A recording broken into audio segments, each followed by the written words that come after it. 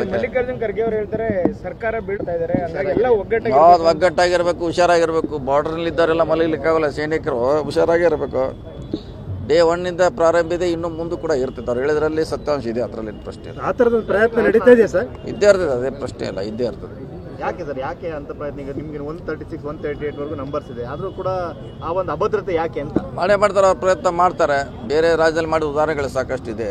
ಇಲ್ಲಿ ಮಾಡ್ಲಿಕ್ಕೆ ಪ್ರಯತ್ನ ಮಾಡ್ತಾರೆ, ನಾವು ಹುಷಾರಾಗಿರ್ಬೇಕಷ್ಟೇ. ಸರ್, ನಿಮ್ಮ ಪಕ್ಷ ಶಾಸಕರು ಶಿವಗಂಗಾ ಅವರು ಹೇಳ್ತಾರೆ ಸಚಿವರು, ಲಿಂಗಾಯತರ ಸಚಿವರು ರಾಜೀನಾಮೆ ಕೊಡಬೇಕು ಅಂತ ಅವರೇ ಹೇಳ್ತಾರೆ ಸರ್. ಎದಕ್ಕೆ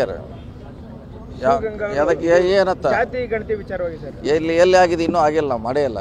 ಇನ್ನೂ ಮಾಡೇ ಇಲ್ಲ. ಅದು ಬಂದಾಗ ನೋಡೋಣ.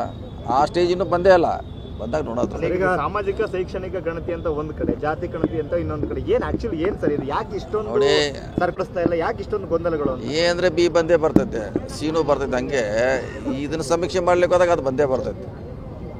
ನಾವು ಮಾಡಿರೋದವರೆಲ್ಲ ಶೈಕ್ಷಣಿಕ ಸಾಮಾಜಿಕ ಸ್ಥಿತಿಗತಿ ಅಧ್ಯಯನದು, ಅದರಲ್ಲಿ ಅದು ಕೂಡ ಕಾಲಮ್ ಇದೆ ಜಾತಿ. ಹೀಗಾಗಿ ಜಾತಿ ಬಂದೇ ಬರ್ತದೆ. ನೀವು ಸರ್ ಸರ್ಕಾರದ ಬಗ್ಗೆ ಈ ಕ್ರಮಕ್ಕೆ ಸಮರ್ಥನೆ ಮಾಡ್ಕೊಂಡ್ರೆ ಹೇಗೆ ಸರ್? ಜಾತಿ ಗಣನೆಗೆ ಸಂಬಂಧಪಟ್ಟ ಇನ್ನೂ ಆಗಿಲ್ಲ, ಅದು ಈಗ ಮಾಡ್ಲಿಕ್ಕೆ ಇನ್ನೂ 6 ತಿಂಗಳು ಆಗ್ಬೋದು, 1 ವರ್ಷ ಆಗ್ಬೋದು. ಆವಾಗ ಸ್ಪಷ್ಟ ಹೇಳ್ತೇವೆ.